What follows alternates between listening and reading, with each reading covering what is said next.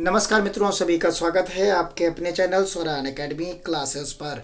यहाँ हम बात करने वाले हैं उत्तर प्रदेश स्कॉलरशिप 2022 और 23 के बारे में, क्योंकि ये फॉर्म सभी लोगों ने लगभग अपना कंप्लीट कर रखा होगा, नहीं तो कुछ लोग रनिंग में होंगे। लेकिन समझ लेते हैं कि हमने फॉर्म को भर दिया, अपने कॉलेज इंस्टीट्यूट में सबमिट कर दिया, तो फॉर्म के बाद अब सीधा अकाउंट में आपके क्रेडिट हो जाएगी छात्रवृत्ति यानी स्कॉलरशिप। तो ऐसा नहीं होता। उन फॉर्म भरने के बाद भी आपकी पड़ताल की जाती है, जांच की जाती है कि क्या वाकई में आप पात्र हैं कि नहीं हैं। फिर समाज कल्याण विभाग की तरफ से आपके फॉर्म को या तो वैलिड कर दिया जाता है या तो इनवैलिड कर दिया जाता है।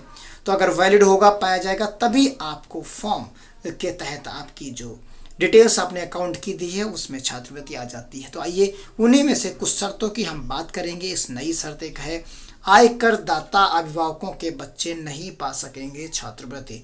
और दूसरी पॉइंट की हम बात करेंगे, फैमिली की वार्षिक आय कितनी होनी चाहिए। आयकर दाता अभिभावकों के बच्चे नहीं पा सकेंगे छात्रवृत्ति। अब केंद्र व राज्य की राशि भेजने में विलम्ब नहीं होगा। इस तरीके के कई सारे मुद्दे मिले हैं। अभिभावकों के ब्यौरे की आयकर विभाग से भी पड़ताल की जाएगी। इसका लाभ गरीबी रेखा से नीचे जीवन यापन करने वालों को मिलेगा। अब इसमें आप मोटे तौर पर समझ लीजिए, अगर किसी भी प्रकार का सरकारी कर्मचारी है तो उसकी इनकम 2.5 लाख से तो ज़्यादा होगी ही होगी, इसलिए वार्षिक, तो इसलिए वो अब इसके लिए पात्र नहीं होगा। क्लियर कट आप समझ लीजिए। अगर आप भरेंगे तो क्योंकि वो इनकम टैक्स के दायरे में आएगा और वो इस फॉर्म के साथ इनवैलिड हो जाएगा। तो यहाँ पर कहा गया है कि प्रदेश के आयकर अभिभावकों के बच्चे अब किसी भी सूरत में छात्रवृत्ति और फीस भरपाई का लाभ हासिल नहीं कर पाएंगे। इस सरकारी योजना का लाभ पाने के लिए आवेदन करने वाले आवेदक छात्रा के आधार का प्रमाणीकरण करने के साथ साथ अभिभावक के ब्यौरे का भी जो है यहाँ पर कार्य पड़ताल करवाई जाएगी। अभी तक ऐसी पड़ताल ना होने से आयकर दाता, जिसमें बड़ी संख्या में सरकारी कर्मचारी शामिल हैं, के बच्चे भी छात्रवृत्ति और फीस भरपाई का लाभ पाते हैं। इस सुविधा का लाभ सिर्फ गरीबी रेखा से नीचे जीवन यापन करने वालों के लिए यहाँ पर होगा। तो यहाँ पर आप समझ सकते हैं। और उसके बाद बताया कि सामान्य वर्ग के जिस परिवार की सालाना आमदनी 2 लाख है, यानी जनरल सामान्य वर्ग, अब मानिए सामान्य वर्ग जो है अगर उसका अभ्यर्थी आवेदन करता है तो उसकी 2 लाख रुपए अधिकतम सालाना आय होनी चाहिए। अगर 2 लाख रुपए से ज़्यादा है तो आपका फॉर्म स्वतः ही निरस्त हो जाएगा।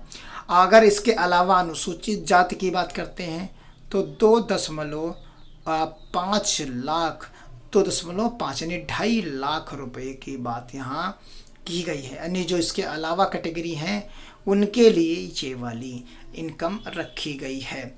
तो जनरल के लिए 2 लाख है, यहाँ 2.5 लाख बाकी के लिए है। इस तरीके से इन्फॉर्मेशन यहाँ पर प्रोवाइड कराई गई है। छात्राओं की फीस भरपाई है छात्रवृत्ति का लाभ पाने के लिए अधिकृत मगर सालाना कम आमदनी का फर्जी प्रमाण पत्र, आय प्रमाण पत्र बनवाकर हर साल बड़ी तादाद में छात्राएं छात्रवृत्ति और फीस भरपाई का लाभ पाते रहे हैं। का समाज कल्याण के जो निदेशक हैं राकेश कुमार ने बताया कि प्रमाणीकरण के बाद अब इस योजना के आवेदन करने वाले छात्राओं के अभिभावकों के आयकर डेटा का भी मिलान करवाया जाएगा।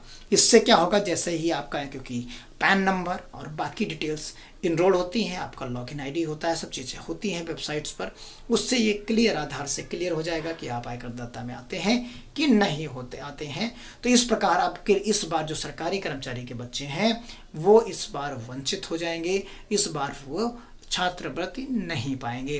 तो मिलते हैं इस तरह की अगली अपडेट के साथ। हमने दोनों चीज़ें दिखाई कि क्या उसकी आय की जानकारी होनी चाहिए, कितनी होनी चाहिए अधिकतम, और आप क्यों नहीं पाएंगे, इन सभी रीज़न की हमने बात कर ली है। तो मिलते हैं अगली अपडेट के साथ। अगर वीडियो अच्छा लगा तो शेयर जरूर करिएगा। धन्यवाद। जय हिंद, जय भारत।